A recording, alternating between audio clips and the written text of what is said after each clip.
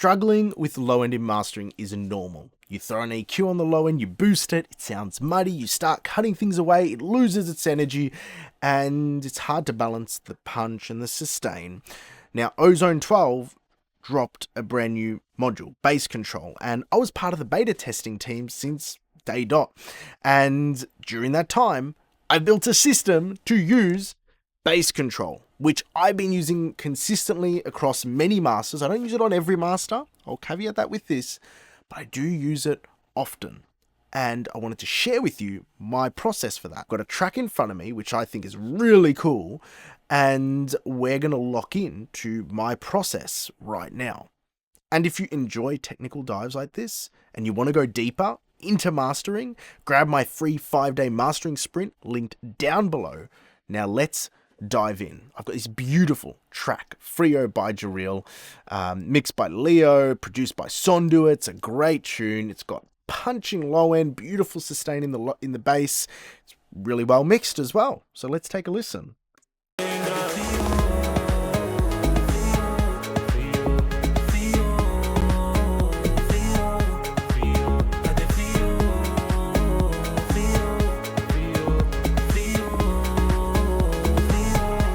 Beautiful track.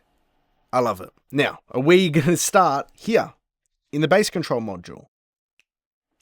No, we are absolutely not. What we're going to do is, and this is what I do, we head over to the audio editor. Okay, this is the helm of where I start with bass control, and we can see the waveform, but what we're going to do is we're going to flick this over to the spectrogram.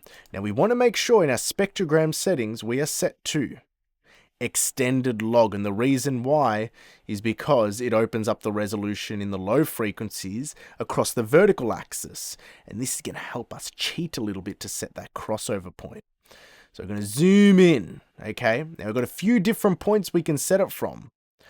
We want to observe the energy, okay, the energy of the kick and the bass. Now the kick's energy is from about 300 hertz down. That's quite a lot of energy that it's clear with. Okay, so we don't really have to change much from about 100 hertz up because the kick has all of the space to run its own thing. Where it gets tricky is where you've got a kick fundamental and the bass line running right through it, and that is from about 95 hertz-ish.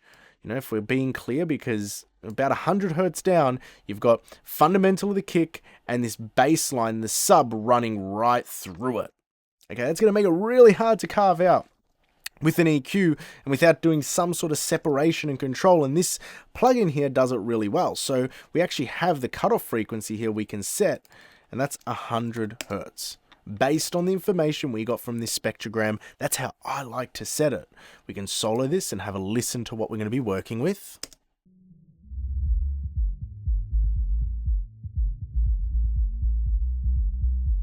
You can hear that's just one mush together. So we're going to unsolo that. We're going to play it through, and we're going to be monitoring two things. We're going to be monitoring the overall balance between light and heavy, and the amount of punch between not a lot of punch and a lot of punch. That's how I like to do it. So let's monitor and have a listen to this bad boy.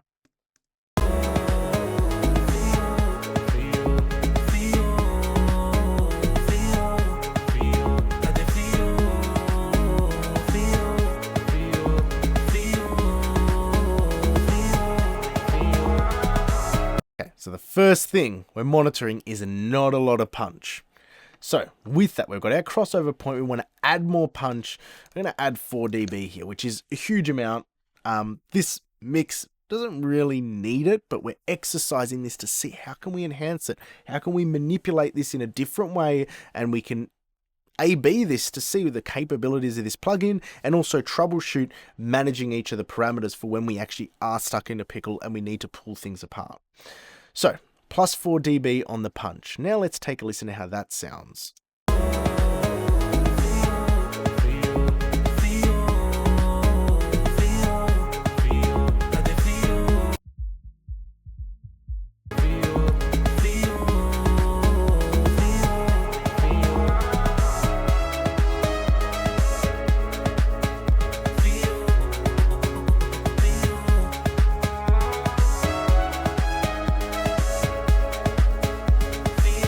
Beautiful. And all it's doing here is separating the punch and sustain portion, then giving you control over a gain variable there.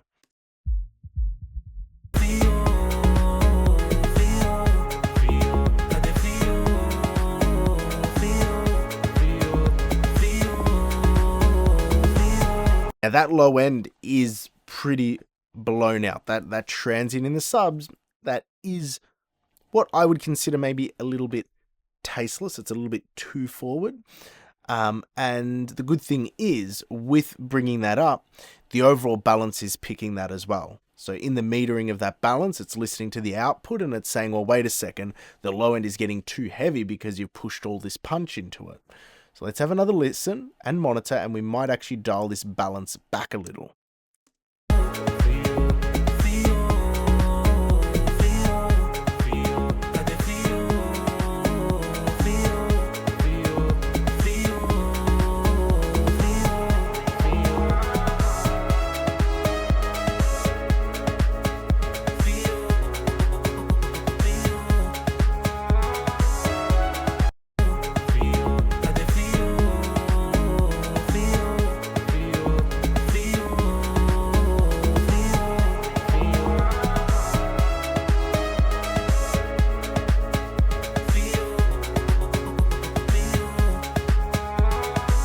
Now, for tracks like this, what I like to do, especially electronic dance music, if I know I'm going to be clipping or limiting down chain, I like to use the peak control on the kicks, so that way I've got a consistent energy at my lowest frequencies. Now, each of these are divided by 6, so if we go -6, or 3 decibels, sorry, -6 is there, -3 is above it, and I think it's logarithmic, so -12 is there. So if my waveform is in here, I don't want the peaks going over that. I've got peak control here, which will just stop that boost that I'm doing in the peaks from getting too overblown out.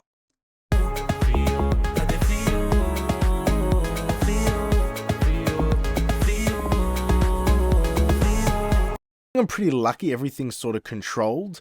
I can even zoom in here and I go 200%. And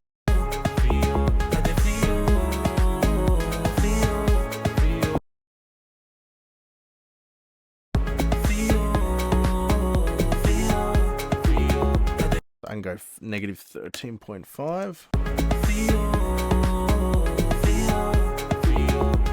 And that's just going to tame the peaks a little bit there if we look at this gain reduction meter there.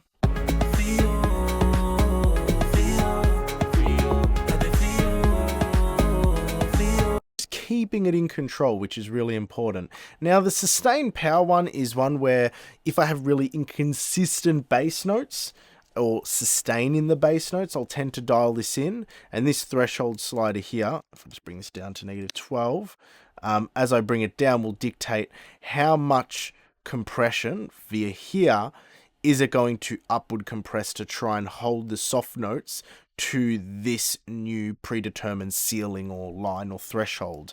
We're not going to use a sustained power in this. We've dialed in our peak, we've dialed in our balance, we've dialed in our punch, and the best thing to do now, click gain match and have a listen before and after.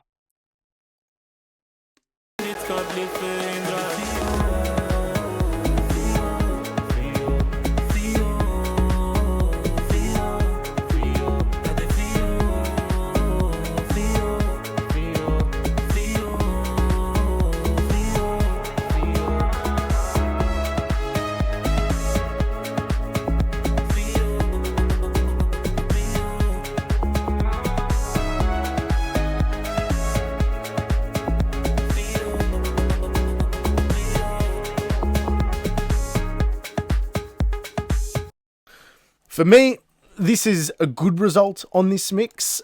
It's a very heavy-handed use of a tool for a mix that's this good. Would I use this tool on this mix? No, I wouldn't. I think this mix is actually in a really good spot, and I think the producer would probably kick my ass. No, actually, Leo's a really nice guy. He wouldn't kick my ass if I did this on the master, but I would avoid doing this on the master to respect the mix. That said, you can see how this tool can manipulate the transient and sustains, and I have used this in masters before. And I've even used it on masters today, and I would have showed you those sessions, but I'm not at the luxury of disclosing my client sessions before the recording just cut out there. And I'm not showing you those because I'm not privy to just start showing my clients' work before it's even released. That said, I did put together a really cool low-end manipulator tool in Meta plugin last year, and I'm going to link you to that video here, so click on that because that is a really fun technical dive into manipulating and using DSP, and if you're geeky like me, you'll really enjoy that. So until next time, take care.